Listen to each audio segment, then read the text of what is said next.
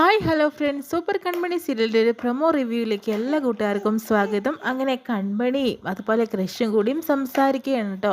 അങ്ങനെ കൺമണിയാണെങ്കിലോ ഇനി ഒരിക്കലും കൃഷാരുമായിട്ട് ഇനി ഒരു ബന്ധത്തിന് തയ്യാറല്ല എന്ന മട്ടിൽ തന്നെയാണ് അവിടെ സംസാരിച്ചുകൊണ്ടിരിക്കുന്നത്. കൃഷാണെങ്കിലോ കൺമണിയുടെ കാല് പിടിക്കുന്ന വിധം ഓരോ കാര്യങ്ങൾ പറയുന്നുണ്ട്. എന്നോട് ക്ഷമിക്കണം, പൊറുക്കണം എന്നൊക്കെ പറയുന്നുണ്ട്. പക്ഷെ കൺമണിയാണെങ്കിലോ ഇനി തനിക്കൊരു ചതി വരാൻ പാടില്ല, താൻ എന്ത് ചെയ്താലും അതിന് തിരിച്ച് കുറ്റങ്ങൾ മാത്രമേ ഉള്ളൂ. അതുകൊണ്ട് ഇനി അങ്ങനെ തന്നെ ഇരിക്കട്ടെ. സാറിന് വഴിയും എനിക്ക് എൻ്റെ വഴിയുമാണ് ഉള്ളത്. അതുപോലെ നമുക്ക് നീങ്ങാം, നമുക്ക് ഒരുമിച്ച് ജീവിക്കാൻ സാധിക്കില്ല, കാരണം നിങ്ങളുടെ മനസ്സിങ്ങനെയാണെന്നൊക്കെ പറഞ്ഞ് കൃഷ്ണനെ വേദനിപ്പിച്ചിട്ട് തന്നെയാണ് കേട്ടോ കൺമണി പോകുന്നത്. കൺമണിയും അതിലേറെ വേദനിക്കുന്നുണ്ട് കൃഷ്ണനോട് ഇങ്ങനെ പറയുമ്പോൾ. പിന്നെ ദേവ്ജിയോടായിട്ട് കൃഷി കാര്യങ്ങൾ പറയുന്നുണ്ട്. കൺമണിയെ കാണാൻ ചെന്ന സമയത്ത് കൺമണി ഇങ്ങനെയാണ് എനിക്ക് മറുപടി തന്നത്. ദേവ്ജി, എനിക്കത് സഹിക്കാൻ പറ്റില്ല. കൺമണി എങ്ങനെയെങ്കിലും ശരിയാക്കാൻ എന്തെങ്കിലും ഒരു വഴി പറഞ്ഞു തരുമോ എന്ന് ചോദിക്കുന്നുണ്ട്. എനിക്കൊരിക്കലും പ്രതീക്ഷയില്ല. കൺമണി എന്ത് പണിയാണ് കാണിച്ചത്? നിന്നോട് ഇങ്ങനെയാണോ അവൾ പെരുമാറേണ്ടത്? അതേ ദേവ്ജി, വളരെ മോശമായിട്ട് രീതിയിലാണ് അവൾ പെരുമാറിയത് എന്ന് പറയുന്നു. ഒരിക്കലും നിന്നോട് സംസാരിക്കുകയല്ല ചെയ്യേണ്ടത്. അവൾ നിൻ്റെ ചെവിക്കല്ല് നോക്കി രണ്ടെണ്ണം പൊട്ടിക്കുകയാണ് വേണ്ടത്. അതാണ് ചെയ്യേണ്ടിയിരുന്നത്. പക്ഷേ അത് മോശമായി. ഇത് എനിക്ക് അങ്ങനെയും കിട്ടില്ലല്ലോ കൃഷി എന്ന് പറയുന്നു. ദേവ് സാർ എന്തൊക്കെയാണ് പറയുന്നത്? എനിക്ക് അവളിങ്ങനെ പറഞ്ഞപ്പോൾ തന്നെ സങ്കടം വരുന്നു. ഞാൻ അവളോട് ചെയ്ത് തെറ്റായിപ്പോയി, എന്നോട് ക്ഷമിക്കാനെങ്കിലും പറഞ്ഞിട്ട് അവൾ ക്ഷമിക്കുന്നത് പോലും ഇല്ലല്ലോ. എന്താണ് ഇപ്പോൾ ചെയ്യുക എന്ന രീതിയിലൊക്കെ അവിടെ കൃഷി ദേവ്ജിയോടായിട്ട് പറയുന്നു കേട്ടോ.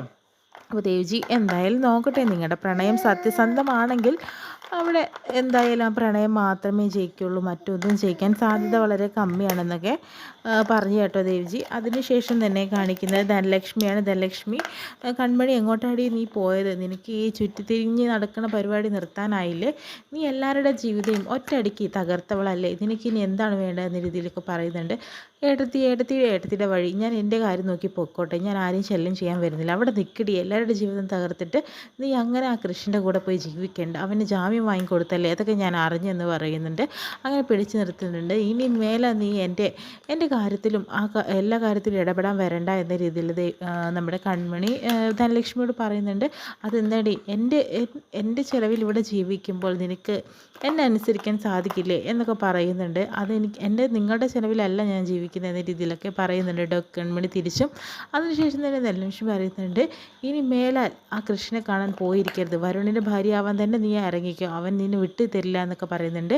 അതിന് ഞാൻ ഒരിക്കലും തന്നെ വരുണിൻ്റെ ഭാര്യയാവാൻ നീ ശ്രമിക്കില്ല എന്നും അവനെ ഞാൻ ശരിയാക്കുമെന്നൊക്കെ പറയുന്നുണ്ട്. കൂട്ടത്തിൽ നിങ്ങളെ എന്നൊക്കെ പറയുമ്പോഴത്തേനും ധനലക്ഷ്മിക്ക് ദേഷ്യം വരുന്നുണ്ട്. ധനലക്ഷ്മി അടിക്കാനായിട്ട് നോക്കുമ്പോഴത്തേനും തിരിച്ചാണ് കൺമണി നല്ല അടി വെച്ച് കൊടുക്കുന്നുണ്ട്. അങ്ങനെ കൺമണിയുടെ അടിയും കിട്ടിയിട്ട് ധനലക്ഷ്മി അവിടെ വീണ് പോകുന്നുണ്ട്.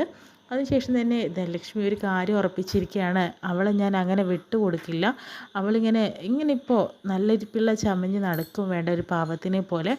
അവൾക്ക് എന്നെ അടിക്കാനുള്ള ധൈര്യം ഉണ്ടായല്ലേ ഈ ധനലക്ഷ്മി ആരാണെന്നുള്ളത് അവൾക്ക് ഞാൻ ഇനി കാണിച്ചു കൊടുക്കുമെന്ന രീതിയിലൊക്കെ ധനലക്ഷ്മി അവിടെ ദേഷ്യപ്പെട്ടിരിക്കുന്നുണ്ട്.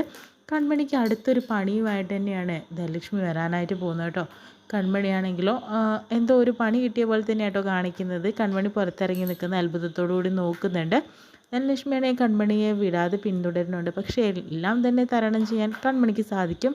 കൃഷി കൂടെ ഉണ്ടാകുമ്പോൾ പിന്നെ എന്തിനാണ് പേടിക്കുന്നത്? ഇത്രയും കാണിച്ചുകൊണ്ടാണ് കേട്ടോ ഇന്നത്തെ പ്രമോ വിശേഷം കഴിയുന്നത്. നാളെ നല്ലൊരു എപ്പിസോഡ് വിശേഷമായിട്ട് നമുക്ക് വീണ്ടും കാണാം.